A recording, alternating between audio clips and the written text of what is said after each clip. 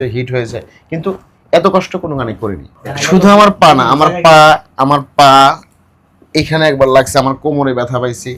হ্যাঁ, মাথায় এরপরে হচ্ছে যে পরিমাণ রোদ ছিল, মানে এত পরিমাণ গরম ছিল, সবার কষ্ট হয়েছে। মানে আমি আমার আপনার লাইফে কষ্ট হয় না, আমাদের সবার কষ্ট। সরি, আমি এত কষ্ট করি নাই।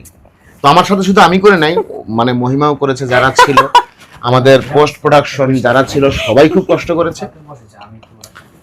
তো শেষ কথা হচ্ছে গানটি অসাধারণ একটি গান।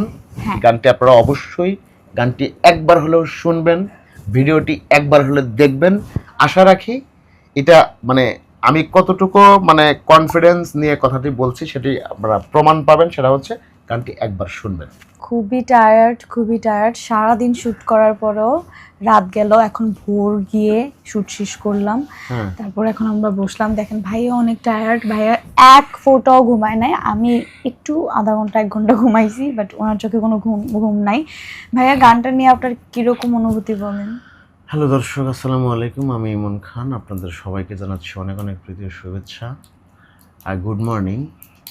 আমরা গতকাল থেকে গানটি শ্যুট করেছি এবং সেটি হচ্ছে একটা সিকোয়েন্স মানে বাকি ছিল, সেটিও হচ্ছে সারা রাত মানে না ঘুমিয়ে ঘুমাতে পারে নাই।